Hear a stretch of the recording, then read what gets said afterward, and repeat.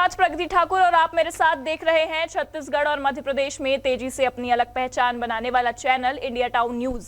आप सभी का स्वागत करते हुए आइए सबसे पहले डालते हैं आज की प्रमुख खबरों पर एक नजर। मोदी ने कहा, पहले रिमोट से चलती थी सरकार, अब राष्ट्रीय अध्यक्ष चल रहे रिमोट से। एमपी में बोले, पीएम सिर्फ डबल इंजन की सरकार ही कर सकती है विकास। कांग्रेस सहित विपक्ष को घेरा। केशकाल के पास हुआ भीषण सड़क हादसा, ट्रक से टकराई बुलेरो। चुनावी ड्यूटी कर लौट रहे 3 शिक्षकों की गई जान। आमने सामने से हुई जबरदस्त भिड़ंत। निवाड़ी में गरजे योगी, कांग्रेस को दिया समस्या का नाम। जब आई कांग्रेस की सरकार तभी बेलगाम हुई समस्याएं। समाधान की एक ही पहचान है, भारतीय जनता पार्टी। भाजपा समाज को तोड़ने और नफरत फैलाने का करती है काम। राजधानी भोपाल में मल्लिकार्जुन खड़गे का बयान। कांग्रेस के राष्ट्रीय अध्यक्ष ने किया दावा, प्रदेश में बनेगी कांग्रेस की सरकार। और अब खबरें विस्तार से। कांग्रेस पर आरोप लगाते हुए पीएम मोदी ने बोला कि पहले कांग्रेस के प्रधानमंत्री रिमोट पर चलते थे, अब कांग्रेस के राष्ट्रीय अध्यक्ष भी रिमोट पर संचालित हो रहे हैं। दमोह में जनसभा को संबोधित करने आए पीएम ने कई मुद्दों पर कांग्रेस पर तीखे प्रहार किए। प्रधानमंत्री नरेंद्र मोदी दमोह पहुंचे। यहां उन्होंने एक विशाल आम सभा को संबोधित किया एवं कांग्रेस पर जमकर हमला बोला। उन्होंने कहा, कांग्रेस सरकार रिमोट पर चलती है, भाजपा सरकार के द्वारा राम मंदिर बनवाया गया, 4 करोड़ से ज्यादा आवास बनवाए, मुफ्त में गैस कनेक्शन भी दिए गए, लेकिन पूरी कांग्रेस और उनके पीएम रिमोट से चलते थे, अब कांग्रेस के राष्ट्रीय अध्यक्ष रिमोट से चल रहे हैं। हमारी गारंटी खजाने लुटाने की नहीं होती है, हमारी गारंटी देश को आन बान शान के साथ आगे ले जाने की होती है। हमारी गारंटी वोट बटोरने की नहीं होती है, हमारी गारंटी मेरे देशवासियों का सामर्थ्य बढ़ाने की होती है। पीएम मोदी जी ने भगवान जागेश्वर नाथ की जय और बुंदेलखंड अंदाज में सबाई जनों को राम राम से संबोधन शुरू किया। अपना संबोधन करीब 45 मिनट के भाषण में डबल इंजन सरकार के फायदे बताकर लोगों से अपील की और कई मुद्दों पर कांग्रेस पर हमला करते हुए कांग्रेस शासित कई राज्यों का उदाहरण दिया। जिले की चारों विधानसभा के उम्मीदवारों के पक्ष में उन्होंने चुनावी सभा को संबोधित किया। उनके साथ मंच पर केंद्रीय राज्य मंत्री प्रहलाद पटेल, वीरेंद्र खटीक, मंत्री गोपाल भार्गव सहित जनप्रतिनिधियों की उपस्थिति रही। दमोह से इंडिया टाउन न्यूज के लिए विवेक सेन की रिपोर्ट। कांग्रेस के राष्ट्रीय अध्यक्ष मल्लिकार्जुन खड़गे ने भोपाल में कांग्रेस प्रत्याशी आरिफ मसूद के समर्थन में जनसभा को संबोधित किया। उन्होंने प्रधानमंत्री नरेंद्र मोदी और मुख्यमंत्री शिवराज सिंह चौहान पर निशाना साधा। उन्होंने बीजेपी पर देश को तोड़ने का गंभीर आरोप लगाया। कांग्रेस के राष्ट्रीय अध्यक्ष मल्लिकार्जुन खड़गे ने भोपाल में कांग्रेस प्रत्याशी आरिफ मसूद के समर्थन में 12 नंबर मल्टी पर जनसभा की। उन्होंने चुनावी सभा को संबोधित करते हुए भाजपा पर जमकर हमला बोला। उन्होंने कहा कि भाजपा समाज में झगड़ा कराकर उसे तोड़ने वाली है और नफरत फैलाती है। हम जोड़ने वाले हैं। डॉक्टर भीमराव अंबेडकर ने संविधान के माध्यम से वोट का बड़ा अधिकार दिया है। चुप मत बैठो, अपना अधिकार पहचानो, वोट की चोट से जवाब दो। देश में महंगाई, बेरोजगारी बढ़ती जा रही है, पर इसको लेकर न तो मोदी सरकार कुछ करती है और न ही शिवराज सरकार। मल्लिकार्जुन खड़गे ने मध्य प्रदेश में कांग्रेस सरकार बनने का दावा भी कर दिया है। इलेक्शन के दिन जाकर हाथ के बटन पर दबाओ, न जात न बात, बटन दबाओ हाथ पर, ये चिन्ह पे दबाओ, तुम्हारी किस्मत बदल जाएगी, नहीं तो फिर हम गुलामों के जैसे रहना पड़ता है। भोपाल से इंडिया टाउन न्यूज के लिए फरहान खान की रिपोर्ट। भाजपा के राष्ट्रीय अध्यक्ष जेपी नड्डा खरगोन प्रवास के दौरान बड़वाह पहुंचे, जहां उन्होंने कांग्रेस पार्टी का मतलब बताते हुए उसे लूट, धोखा, छलावा के साथ अत्याचार कर भ्रष्टाचार भी कहा। बड़वाह में भारतीय जनता पार्टी के राष्ट्रीय अध्यक्ष जेपी नड्डा चुनावी सभा में शामिल हुए। जेपी नड्डा ने 40 मिनट के संबोधन में केंद्र व राज्य सरकार की उपलब्धियां गिनाई। उन्होंने कहा कि 2014 के बाद भारत आज विश्व की 5वीं अर्थव्यवस्था बन गया है और 2024 में एक बार फिर सरकार बनने के बाद हम विश्व की 3रे नंबर की अर्थव्यवस्था के पायदान पर रहेंगे।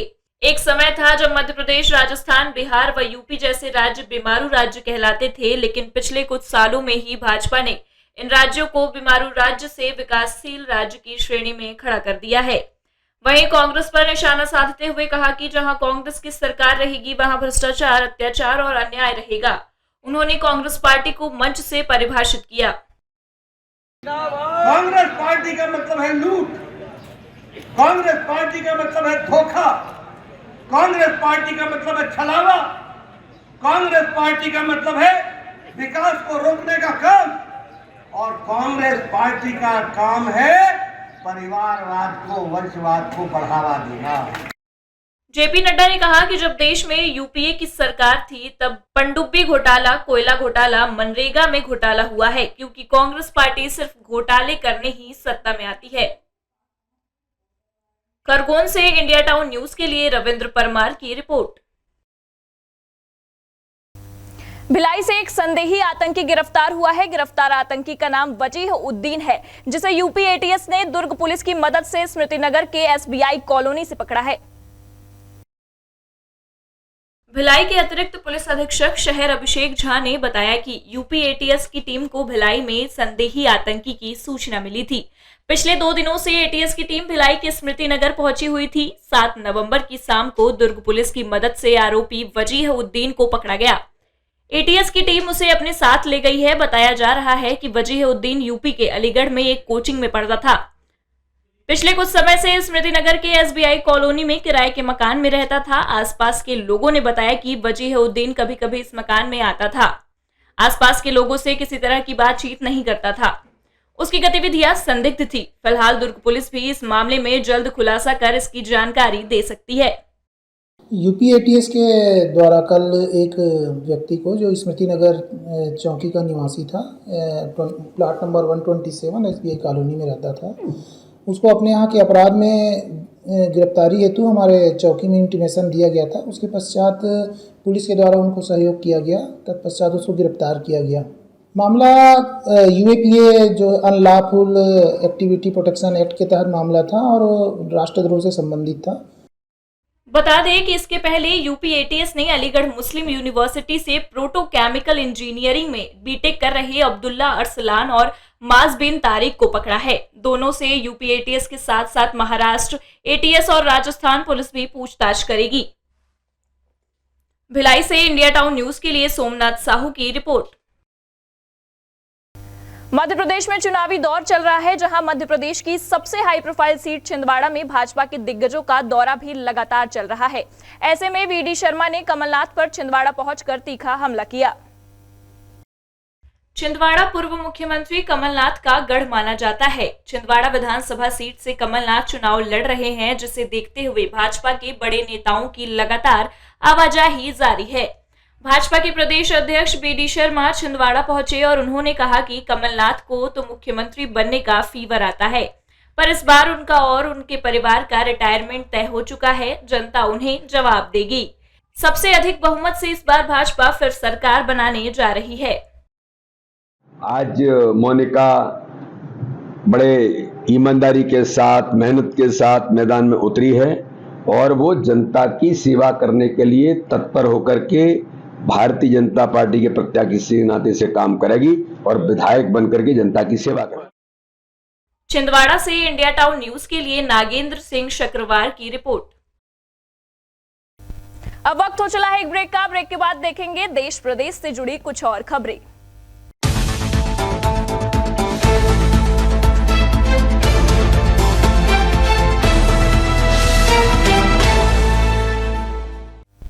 ब्रेक के बाद आपका स्वागत है। उत्तर प्रदेश के मुख्यमंत्री योगी आदित्यनाथ ने अपने चिरपरिचित अंदाज में कांग्रेस पर निशाना साधा और कांग्रेस पार्टी को समस्या का नाम दे दिया। योगी ने कहा कि कांग्रेस की सरकार आते ही देश में समस्याएं बढ़ जाती हैं। मध्य प्रदेश के पृथ्वीपुर विधानसभा पहुंचे उत्तर प्रदेश के मुख्यमंत्री योगी आदित्यनाथ ने जनसभा को संबोधित करते हुए कहा कि कांग्रेस स्वयं समस्या का नाम है। कांग्रेस एक समस्या है और बीजेपी समाधान है। आतंकवाद कांग्रेस की देन है, नक्सलवाद कांग्रेस की देन है, उग्रवाद कांग्रेस की देन है, भ्रष्टाचार कांग्रेस की देन है, विकास के नाम पर बैरियर कांग्रेस की देन है और बीजेपी समाधान का नाम है। कांग्रेस ने अयोध्या में राम मंदिर का निर्माण नहीं होने दिया। जैसे ही उत्तर प्रदेश में डबल इंजन की सरकार आई, रामलला का भव्य मंदिर बनने लगा।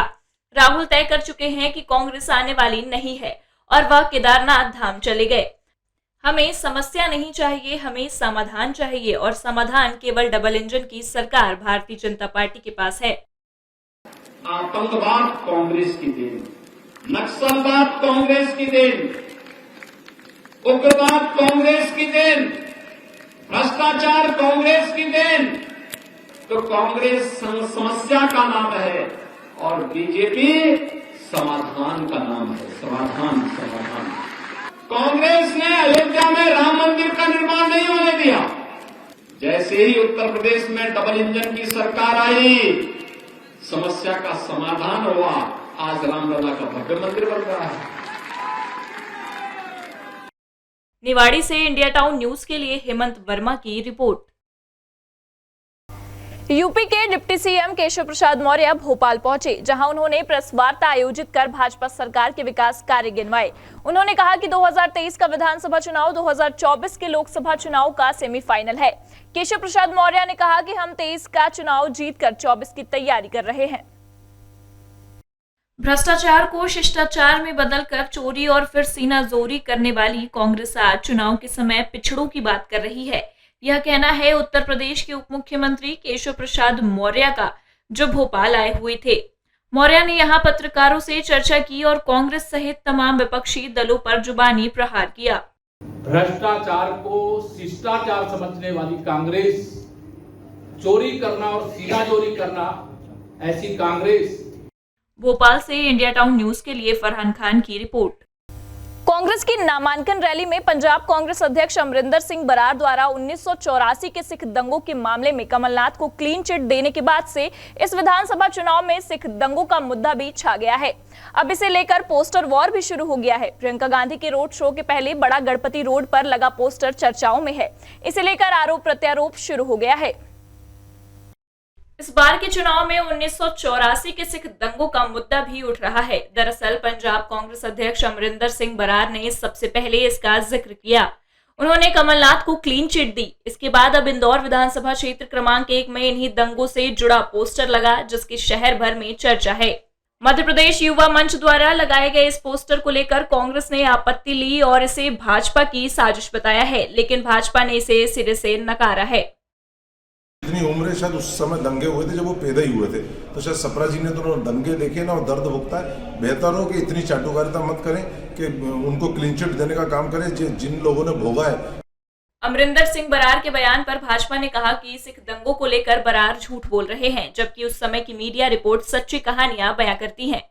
सबको ये भी पता कि 84 के दंगों में उनकी भूमिका रही है। ये हमने नहीं, यह तो तत्कालीन इंडियन एक्सप्रेस के क्राइम रिपोर्टर संजय सूरी ने वीडियो के माध्यम से इस बात का खुलासा किया है कि दिल्ली के रकाबगंज गुरुद्वारे पे जब भीड़ हमला कर रही थी उस समय कमलनाथ जी मौजूद थे। रॉ के ऑफिसर सिद्धू ने उस बात का खुलासा किया। कई वरिष्ठ पत्रकार अपनी किताबों में कमलनाथ जी की 84 के दंगों में भूमिका का खुलासा कर चुके हैं। SIT चल रही, गवाह प्रत्यक्षदर्शी खुलासा कर चुके हैं। जीतू पटवारी द्वारा भाजपा अपने राष्ट्रीय अध्यक्ष का अपमान करने के बयान पर नरेंद्र सलूजा ने कहा कि अपने नेता का अपमान करने में जीतू पटवारी माहिर हैं और इसलिए वे पंजाब दंगों का जिक्र बार बार करते हैं। वो जीतू पटवारी जिसने कमलनाथ जी का अपमान किया जब कमलनाथ जी नामांकन रैली में शामिल होने आए थे और जीतू पटवारी खुद अकेले पहुंचे, अपनी भीड़ को अलग रख दिया और जिस प्रकार से उन्होंने अपमान किया। फिलहाल सिख दंगों के मुद्दे पर चुनाव में सरगर्मी बढ़ी हुई है और आरोपों के बाण चल रहे हैं। इंदौर से इंडिया टाउन न्यूज के लिए वी देवाशीष की रिपोर्ट। बालोद जिले की गुंडरदेही विधानसभा के भाजपा प्रत्याशी वीरेंद्र साहू की गाड़ी का पीछा कर भाटा गांव के पास उन पर प्राणघातक हमला करने का मामला सामने आया है, जिसकी थाने में रिपोर्ट दर्ज कराई गई है और जल्द कार्रवाई करने की मांग भी की गई है। बालोद जिले के अर्जुंदा से जब भारतीय जनता पार्टी के प्रत्याशी वीरेंद्र साहू देर रात अपने 4 पहिया वाहन से घर जा रहे थे, तभी कुछ लोगों ने उनके वाहन को ओवरटेक करते हुए उन पर प्राणघातक हमला कर दिया। मेरी गाड़ी को अटैक करने का प्रयास, रोकने का प्रयास, फिर उन लोग उसमें से एक उतरा भी, फिर रोकने का प्रयास, फिर हम गाड़ी आगे बढ़ा दिए और लगातार टिकरी से सिकोसा रोड में गाड़ी को ओवरटेक करने का प्रयास इन लोगों के द्वारा किया गया। हमले को लेकर भाजपा नेताओं और कार्यकर्ताओं ने कांग्रेस पार्टी के कार्यकर्ताओं पर आरोप लगाते हुए इसकी रिपोर्ट भी थाने में दर्ज कराई है। घटना घटित है, इसकी भारतीय जनता पार्टी निंदा करती है और जिस प्रकार से कांग्रेस के युवक, कांग्रेस के लोगों के लिए प्राणघात हमला की है, ये बहुत निंदनीय है। निश्चित ही इसकी कड़ी से कड़ी जांच होना चाहिए और वीडियो में भी आ गया है, जो लोग दोषी हैं तत्काल उस पर शासन प्रशासन कार्रवाई करे। भाजपा प्रत्याशी वीरेंद्र साहू और पार्टी के नेता जल्द से जल्द उन पर हमला करने वाले के खिलाफ कार्रवाई की मांग कर रहे हैं। बालोद से इंडिया टाउन न्यूज के लिए खिलावन चंद्राकर की रिपोर्ट। केशकाल थाना क्षेत्र अंतर्गत नेशनल हाईवे 30 बहिगांव के पास ट्रक और बुलेरो की आमने सामने की जोरदार भिड़ंत हुई, जिसके बाद बुलेरो का परखच्चा उड़ गया और हादसे में 2 शिक्षकों की मौत हो गई। बुलेरो कोंडागांव से केशकाल की ओर जा रही थी, जिसमें तीनों शिक्षक सवार थे। चुनाव ड्यूटी के बाद घर वापस जा रहे थे। केशकाल के पास ट्रक और बुलेरो के बीच भीषण टक्कर हो गई। इस घटना में 2 शिक्षकों की मौके पर ही मौत हो गई है। एक अन्य शिक्षक को गंभीर रूप से घायल अवस्था में केशकाल अस्पताल ले जाया गया, जहां घायल शिक्षक की मौत होने की बात सामने आ रही है। घटना के बाद ट्रक चालक मौके से फरार हो गया। घटना केशकाल थाना अंतर्गत बहिगांव की है। पुलिस की टीम मौके पर पहुंची और मामले को पंजीबद्ध कर मृतकों को पोस्टमार्टम के लिए भेजा गया। कोंडागांव से इंडिया टाउन न्यूज के लिए बंकिम साना की रिपोर्ट। चुनाव आयोग की पहल, बुजुर्ग और दिव्यांगजनों के लिए वोट फ्रॉम होम। घर घर जाकर सुरक्षा के बीच कराई जा रही वोटिंग। 80+ बुजुर्ग और दिव्यांगों के लिए दी सुविधा। गोपाल भार्गव ने जताई सीएम बनने की मंशा। 40 साल की राजनीति के बाद लड़ रहे आखिरी चुनाव। बड़ी जिम्मेदारी मिली तो होगा क्षेत्र का तेजी से विकास। कांग्रेसियों पर आरोप लेना चाहते हैं जान। चुनाव में फिर निकला सिख दंगों का जिन। सिरसा ने कमलनाथ को बताया कातिल। भाजपा के राष्ट्रीय सचिव मजिंदर के तीखे प्रहार। राहुल और कमलनाथ जाएंगे जेल। जनता से कहा कातिलों को कांग्रेस दे रही मौका। आदिवासियों को वोट के लिए इस्तेमाल करती है कांग्रेस। अर्जुन मुंडा का बयान। मोदी ने किया हमारी संस्कृति और विरासत बचाने का काम। आदिवासी महिला को दिया सर्वोच्चम पद। कांग्रेस से दूर रहे समाज। और अब खबरें विस्तार से। चुनाव आयोग की नई पहल, वोट फ्रॉम होम सुविधा शुरू होने से बुजुर्ग, दिव्यांग मतदाताओं में खुशी है। 3 दिन तक मतदान दल घर घर जाकर बुजुर्ग और दिव्यांगजनों से सुरक्षा और वीडियोग्राफी के बीच मतदान करा रहे हैं। चुनाव आयोग द्वारा निर्धारित की गई टीम घर घर जाकर 80 वर्ष से अधिक उम्र के बुजुर्गों और दिव्यांगजनों से वोटिंग करवा रही है। सुरक्षा के बीच मतदान दल बुजुर्गों के पास पहुंचकर वोट डलवा रहे हैं। और हकीकत में ये हमेशा होता रहा है कि जो बुजुर्ग होते थे या दिव्यांग लोग होते थे या किसी और वजह से जो असमर्थ होते थे या बीमार भी होते थे, तो वो वोट डालने नहीं जा पाते थे। तो इस सुविधा, इस सहूलियत की वजह से उन लोगों का वो वोट डाल पाएंगे और अपने मनपसंद के व्यक्ति को या पार्टी को चुन पाएंगे और इससे वोट ऑफ परसेंटेज की भी बढ़ोतरी होगी। और साथ ही साथ मेरे को जो लग रहा है कि इससे हमारा लोकतंत्र बहुत मजबूत होगा और ये उनकी बहुत सार्थक और अच्छी पहल है। राजधानी भोपाल के सभी 7 विधानसभाओं में 80+ के करीब 27,090 मतदाता हैं। वहीं करीब 15,747 दिव्यांग वोटर्स हैं, जिनसे वोटिंग कराने की यह प्रक्रिया 7, 8 और 9 नवंबर तक जारी रहेगी। वोट फ्रॉम होम की सुविधा में हर मतदाता की वीडियोग्राफी भी कराई जा रही है। सुबह 9 से शाम 5 बजे तक बुजुर्ग, दिव्यांग कर सकेंगे मतदान। इसमें क्या है कि जो 80+ के मतदाता हैं, जो वोटिंग के टाइम पर मतदान केंद्र पर उपस्थित नहीं हो सकते हैं, उसके लिए भारत सरकार निर्वाचन आयोग ने घर में वोटिंग करवाने का प्रावधान किया है। जहां जहां पर पूर्व में BLO द्वारा 80+ के मतदाताओं की जानकारी भारत निर्वाचन आयोग को दी गई, उनके यहाँ आज और कल वोटिंग का काम घर घर जाकर करवाया जा रहा है। सभी मतदाताओं से पूछने पर उनके द्वारा यह प्रक्रिया निर्वाचन आयोग द्वारा जो चालू की गई है, बहुत अच्छी, सराहनीय है। इसको निरंतर चालू रखने के लिए मतदाताओं द्वारा बताया जा रहा है। राजधानी भोपाल में इंडिया टाउन रिपोर्टर फरहान ने बुजुर्गों से जाना कि क्या वे इस सुविधा को पाकर खुश हैं। में बड़ी खुशी हुई। वो जो सरकार ने किया ये बहुत अच्छा किया कि मतलब हम जैसे 80 साल के बाद वाले आदमियों को क्या समय और मरीजों को घर जा कर के वोट डलवा दिया, ये बड़ी खुशी हुई। चुनाव आयोग के इस व्यवस्था से लोगों में काफ़ी खुशी है कि लोग घर से वोट डाल रहे हैं। वोट फॉर होम 80 साल से अधिक उम्र के लोगों को इलेक्शन कमीशन द्वारा घर में वोट डलवाया जा रहा है। आपको बता दें कि भोपाल में 7 विधानसभा में लगभग 27,000 से ज़्यादा 80 प्लस उम्र के लोग हैं जो घर से वोट डालेंगे और वहीं 15,000 के आसपास दिव्यांग लोग हैं। तो लोगों ने घर से वोट डालने की शुरुआत कर दी है। चुनाव आयोग की टीम जा रही है घर घर। वोट भोपाल से फरहान खान। गोपाल भार्गव मध्य प्रदेश की राजनीति में खासा दखल रखते हैं, जो बीती 40 साल से राजनीति में हैं। गोपाल भार्गव ने कहा कि यह उनके जीवन की आखिरी चुनाव है। वे अब इस चुनाव के बाद सक्रिय राजनीति से किनारा कर लेंगे। इसके साथ ही गोपाल भार्गव ने मुख्यमंत्री पद पर बैठने की मंशा भी जताई। रहली विधानसभा चुनाव के लिए भारतीय जनता पार्टी के प्रत्याशी और भाजपा के स्टार गोपाल भार्गव ने कहा कि 40 वर्षों तक मैं राजनीतिक जीवन में निष्कलंक रहा हूं। पार्टी के लोग कहते हैं कि आप सबसे श्रेष्ठ और वरिष्ठ हो, आप मुख्यमंत्री के दावेदार हैं। मैं कभी महत्वाकांक्षी नहीं रहा, लेकिन 40 सालों से जनता की सेवा करते पूरा जीवन लगा दिया है। अब यह मेरा आखिरी चुनाव है। यह चुनाव मेरे लिए आपकी सेवा के लिए उच्च पद पर बैठने के लिए है। अगर ऐसा हुआ तो क्षेत्र में कोई व्यक्ति अभावग्रस्त नहीं रहेगा, क्योंकि अभी हम मंत्री रहते आपकी जो मदद करते हैं, अगर मुख्यमंत्री पद मिला तो कई गुना मदद कर सकते हैं। गोपाल भार्गव ने कांग्रेस पर वार करते हुए कहा कि उन्हें और इनके बेटे को ट्रैक्टर से कुचलकर मरवाने तक की बात की जा रही है। जो लोग पैसे कमाने के लिए राजनीति में आए हैं और चुनाव जीतने के लिए करोड़ों खर्च कर रहे हैं, उनकी तरह से ऐसी बात की जा रही है। जनता का आशीर्वाद मिलेगा और उनकी जमानत जब्त हो जाएगी।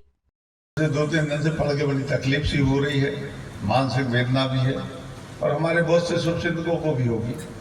ऐसे लोग जो कि 2 कौड़ी की होशियार नहीं है, ऐसे लोग कहते हैं गोपाल भार्गव पे, उनके लड़के पे हम ट्रैक्टर चला के हत्या कर देंगे, मार देंगे, ये कर देंगे, वो कर देंगे। अब शब्दों का उपयोग करते हैं, तमाम प्रकार की बातें करते हैं। तो मुझे लगता है वो दृश्य अच्छा था, वो सीन अच्छा था।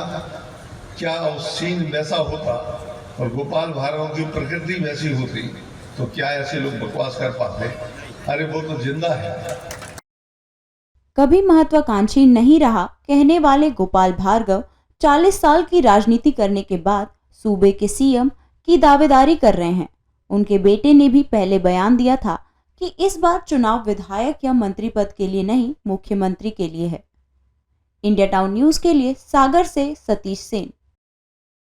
शिवपुरी जिले के खोड़ क्षेत्र के उमरी कला में दौरे पर केंद्रीय उड्डयन मंत्री ज्योतिरादित्य सिंधिया आए, जहां उन्होंने कमलनाथ की पूर्व सरकार पर निशाना साधा। सिंधिया यहां भाजपा प्रत्याशी देवेंद्र जैन के समर्थन में एक आम सभा को संबोधित करने आए थे। केंद्रीय मंत्री ज्योतिरादित्य सिंधिया ने पूर्व मुख्यमंत्री कमलनाथ पर जमकर निशाना साधते हुए कहा कि कमलनाथ जब मुख्यमंत्री थे तो उन्होंने सिर्फ भाजपा की योजनाओं को बंद करने का काम किया। उन्होंने भाजपा की 51 योजनाओं को बंद करने के साथ ही मध्य प्रदेश के किसानों का कर्ज माफ करने जैसे वादा कर विश्वासघात किया था। सिंधिया ने भारतीय जनता पार्टी के पक्ष में जनता से मतदान करने की अपील की। कांग्रेस ने मेरे किसानों के साथ वादा खिलाफी की।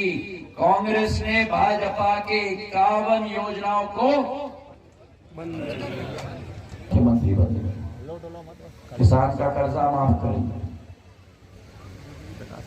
एक किसान का कर्जा माफ नहीं किया, 26 लाख झूठे प्रमाण पत्र वितरित किए इन्होंने। इस विश्वासघात का बदला तो मैंने ले लिया। इस कांग्रेस पार्टी और इस जोड़ी को कौन बड़े भाई, उनको धूल चटा के मैंने बदला ले लिया। इंडिया टाउन न्यूज के लिए शिवपुरी से कुलदीप गुप्ता। मध्य प्रदेश विधानसभा चुनाव को लेकर सियासत गरमाई हुई है। इंदौर की हाई प्रोफाइल सीट विधानसभा क्षेत्र क्रमांक 1 में भाजपा के राष्ट्रीय महासचिव कैलाश विजयवर्गीय प्रत्याशी बनाए गए हैं। यहाँ भाजपा कार्यकर्ताओं और समर्थकों ने कैलाश विजयवर्गीय के नाम वाला परमानेंट टैटू बनवाया है। 100 से अधिक कार्यकर्ताओं ने मैं भी कैलाश विजयवर्गीय का परमानेंट टैटू अपने हाथ पर बनवाया है। नेताओं और राजनीतिक दलों के प्रति कार्यकर्ताओं की दीवानगी चुनाव के दौरान और बढ़ जाती है। कुछ ऐसा ही इंदौर के विधानसभा क्षेत्र क्रमांक 1 में नजर आ रहा है। यहाँ 100 से अधिक कार्यकर्ताओं ने अपने हाथ पर मैं भी कैलाश विजयवर्गीय का परमानेंट टैटू बनवाया। दरअसल प्रत्याशी घोषित किए जाने के बाद बड़ा गणपति मंदिर चौराहे पर अपने पहले संबोधन में कैलाश विजयवर्गीय ने कहा था कि पार्टी ने उन्हें प्रदेश की कई सीटों की जिम्मेदारी दी है। ऐसे में कार्यकर्ताओं को ही मेरा चुनाव लड़ना होगा और अब से हर कार्यकर्ता अपने आप को कैलाश विजयवर्गीय समझे और जहां भी जाए वहां जाकर कहे मैं भी कैलाश विजयवर्गीय। उनकी इस बात से प्रभावित होकर 100 से अधिक कार्यकर्ताओं ने मैं भी कैलाश विजयवर्गीय का परमानेंट टैटू अपने हाथ पर बनवाया। इन कार्यकर्ताओं का कहना है कि उन्होंने खुशी से ये टैटू बनवाया है और उन्हें पूरी उम्मीद है कि कैलाश विजयवर्गीय की यहाँ से रिकॉर्ड जीत होगी। ये करीब 100 लोगों ने परमानेंट टैटू बनवाया है और परमानेंट इसलिए कि हमारे परमानेंट नेता हैं और परमानेंट ताकत है, तो इसलिए हम लोगों ने परमानेंट टैटू की ड्राइव यहाँ पर रखी। कुछ शुरुआत में हम लोगों ने रजिस्ट्रेशन करे थे, कम हुए, लेकिन लोग जो इनवाइटीज़ थे जो इस कार्यक्रम को देखने आने वाले थे उनको भी जब इन्होंने देखा कि ये नवाचार इस प्रकार का हो रहा है तो उन लोगों ने भी यहाँ पर उन्होंने इच्छा जाहिर करी कि हम भी टैटू बनवाएंगे। एक्चुअली क्या है कि कैलाश जी हमारे मतलब बहुत यहाँ पे अपने वार्ड में काम करते हैं, उन्होंने बहुत विकास करा है, सब कुछ करा है, तो हमारे एक दिल से आज्ञा लिख लेते कि हम सब भाई लोग टैटू परमानेंट बनवाएं कि मैं भी कैलाश विजयवर्गीय, इसलिए हमने टैटू बनवाया है। बड़ी बात यह है कि कार्यकर्ताओं ने टैटू बनवाने की जानकारी खुद कैलाश विजयवर्गीय को नहीं दी। सोमवार को टैटू बनवाने के बाद मंगलवार को कार्यकर्ताओं ने विधानसभा क्षेत्र 1 के मुख्य चुनाव कार्यालय महावीर बाग जाकर कैलाश विजयवर्गीय से मुलाकात की। जब कार्यकर्ताओं ने अपने हाथ का टैटू कैलाश विजयवर्गीय को दिखाया तो वह हैरान होने के साथ ही अचंभित भी हो गए। मीडिया से बातचीत करते हुए कैलाश विजयवर्गीय ने कहा कि कार्यकर्ताओं का भाजपा के प्रति प्रेम प्रतिबद्धता है। इसका बड़ा उदाहरण है कि इन सब युवाओं ने अपने हाथ पर लिखा है मैं भी कैलाश विजयवर्गीय। देखिए, कार्यकर्ताओं का भारतीय जनता पार्टी के प्रति प्रेम है और प्रतिबद्धता है और संकल्प है कि हमें भारतीय जनता पार्टी को यहाँ पर जिताना है। इसका एक बहुत अच्छा जीता जागता उदाहरण है ये सब नौजवान जिन्होंने अपने हाथों में लिखा है मैं भी कैलाश विजयवर्गीय। इसके अलावा मीडिया के सवालों का जवाब देते हुए विजयवर्गीय ने कहा कि प्रियंका गांधी ऐसी नेता हैं जो लिखा हुआ भाषण भी ठीक तरीके से नहीं पढ़ पाती और इसीलिए जनता पर जो प्रभाव एक नेता का रहना चाहिए उनका कभी नहीं रहा। वे ऐसे खानदान की हैं कि लोग उन्हें देखने जरूर आते हैं लेकिन नेता के रूप में देश में उनका कोई प्रभाव नहीं है। देखिए, मैंने पहले भी कहा कि प्रियंका जी ऐसी नेता हैं कि उनको लिखा हुआ भाषण भी ठीक तरीके से नहीं पढ़ पाती वो, और इसलिए जनता पे जो एक प्रभाव होना चाहिए एक नेता का, उनका कभी भी नहीं रहा है। छत्तीसगढ़ में मंगलवार को हुए पहले चरण के मतदान को लेकर कहा कि पहले ताकतवर विपक्ष की उम्मीद थी, लेकिन अब जो ट्रेंड देखने को मिला है उसे देखने लग रहा है कि निश्चित तौर पर भाजपा की सरकार बनेगी। उन्होंने भूपेश बघेल को देश का सबसे भ्रष्टतम मुख्यमंत्री बताया।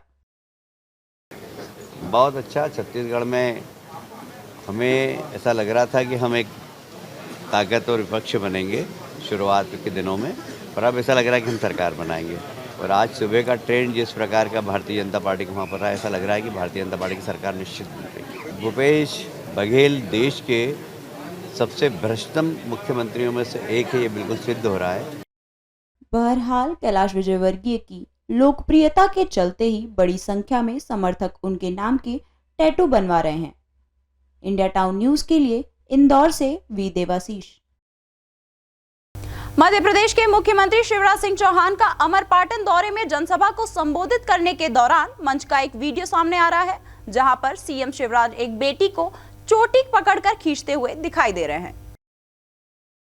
मध्य प्रदेश सतना जिले में आयोजित जनसभा में मुख्यमंत्री शिवराज सिंह चौहान शामिल हुए, जहां सीएम ने मंच से जनता को संबोधित करते हुए अपनी सरकार की उपलब्धियां गिनाई। वहीं इस दौरान सीएम के मंच का एक वीडियो सामने आ रहा है, जहां पर मंच में मौजूद एक बेटी, जिसे सीएम ने जनता को संबोधित करने के दौरान चोटी पकड़कर अपनी ओर खींच लिया। और मेरे भांजियों, तुम्हारे लिए सीएम राइट स्कूल बना रहा हूँ, सीएम राइट स्कूल इन बच्चों के लिए बना रहा हूँ। ये मुझे मामा मामा कहते हैं। सीएम शिवराज जनसभा में बेटे बेटियों को अपना मामा बताते हैं, मंच से आई लव यू कहने जैसे शब्दों को संबोधित करते हैं।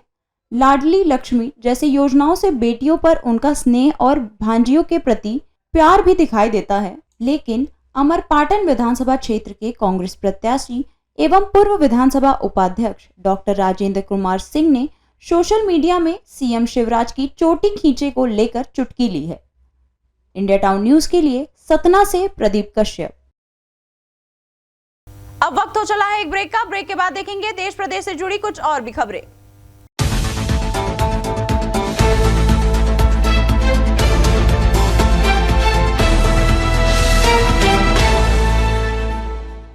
ब्रेक के बाद आपका स्वागत है। दिल्ली सिख गुरुद्वारा प्रबंधन समिति के पूर्व अध्यक्ष एवं भाजपा के राष्ट्रीय सचिव मनजिंदर सिंह सिरसा ने कमलनाथ को 1983 में हुए सिख दंगों का दोषी बताया है।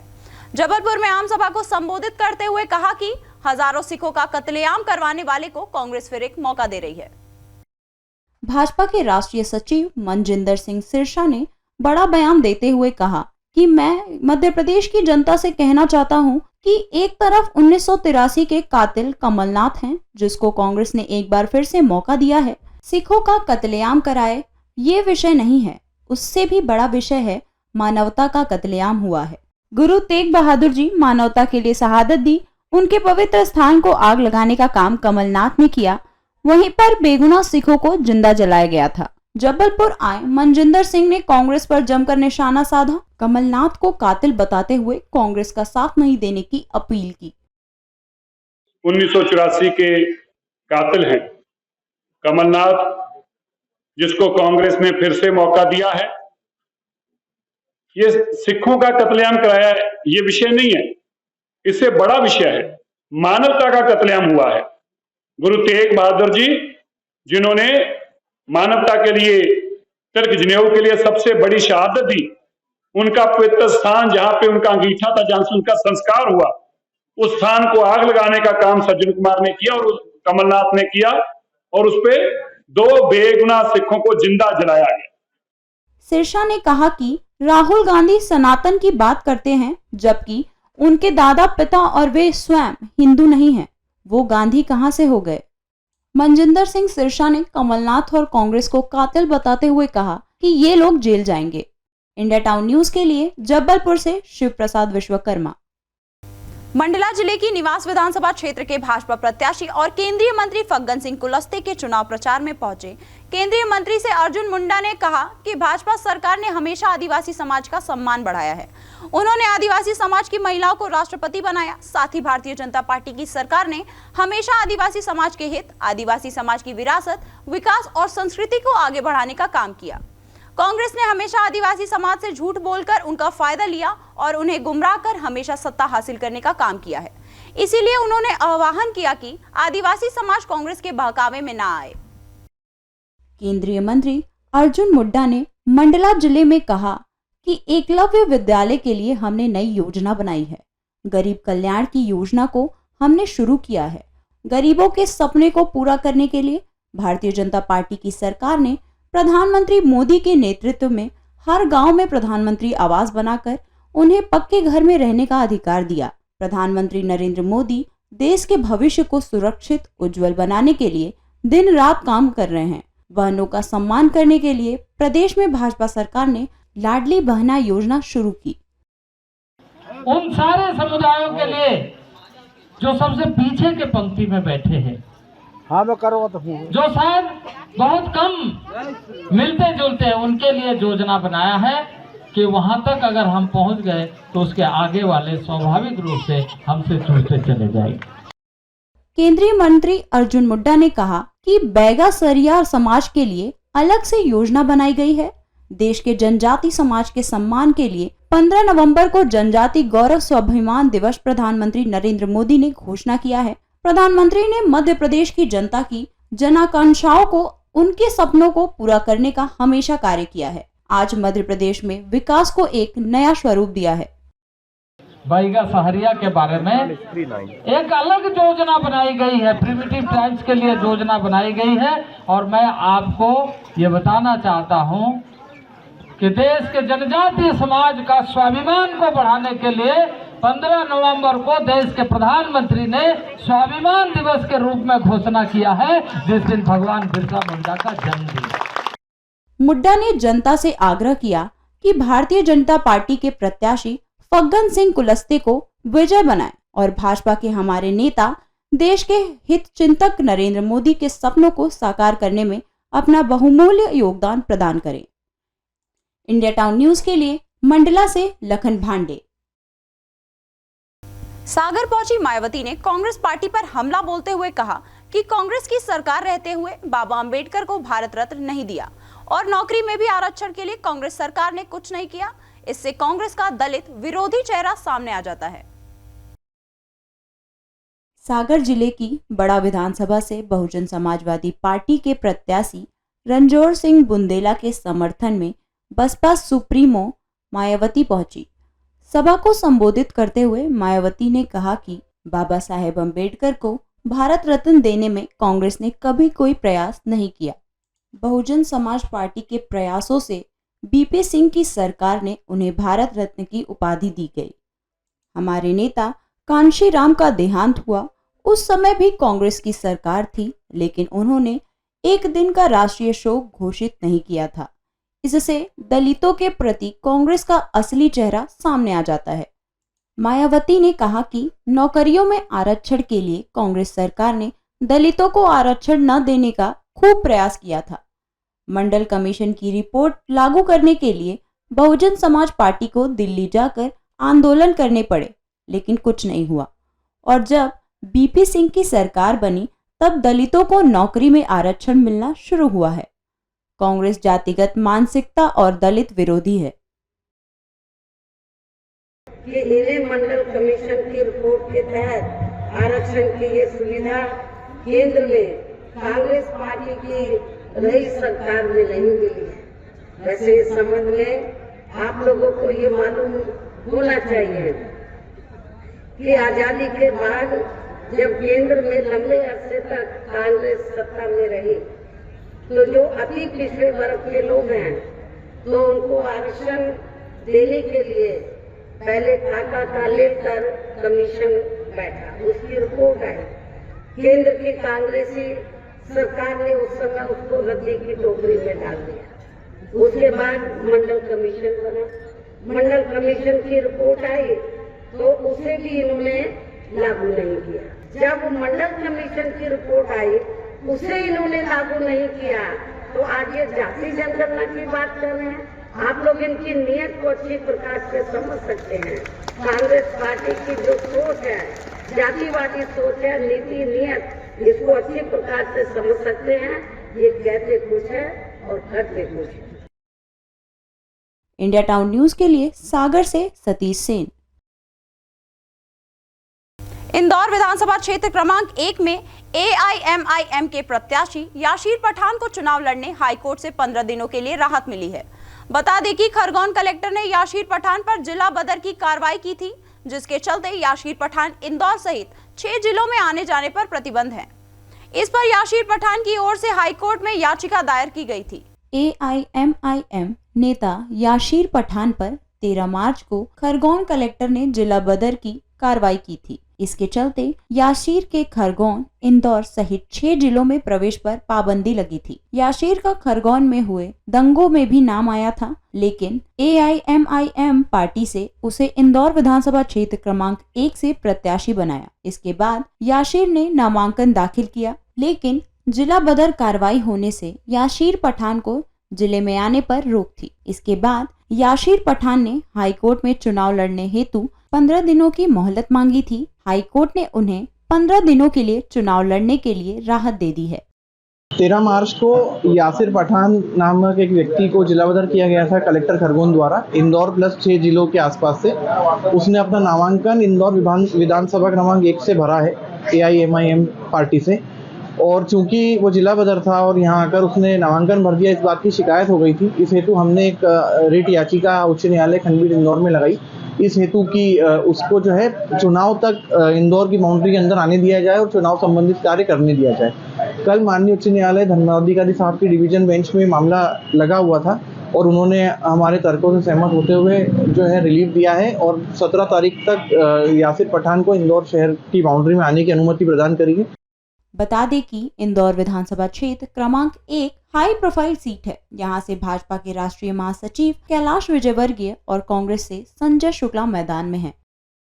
इंडिया टाउन न्यूज के लिए इंदौर से वी देवाशीष। भाजपा की नीतियों और विकास कार्यों से प्रभावित होकर दमोह में आधा सैकड़ा कांग्रेस की सक्रिय कार्यकर्ताओं ने भाजपा का दामन थाम लिया, जिन्हें सिद्धार्थ मलैया ने भाजपा की सदस्यता दिलाई। भारतीय जनता पार्टी के विकास कार्यों और जन कल्याणकारी योजनाओं से प्रभावित होकर बजरिया वार्ड नंबर 6 के कांग्रेस पार्टी के सक्रिय कार्यकर्ताओं ने कांग्रेस को छोड़कर भाजपा की सदस्यता ग्रहण की। कांग्रेस के विवेक बड़गया के साथ करीब 50 से अधिक युवाओं ने कांग्रेस को छोड़कर भाजपा नेता सिद्धार्थ मलैया के समक्ष भाजपा की सदस्यता ग्रहण की है। इस दौरान भाजपा नेता सिद्धार्थ मलैया ने सभी को भाजपा का दुपट्टा पहनाकर भारतीय जनता पार्टी की सदस्यता ग्रहण करवाई है। इंडिया टाउन न्यूज के लिए दमोह से विवेक सेन। ये थी अब तक की खबरें। हमारी फटाफट खबरों का बुलेटिन और सभी खबरें विस्तार से देखने के लिए आप जुड़े रहे इंडिया टाउन न्यूज के साथ। अब मुझे दीजिए इजाजत, नमस्कार।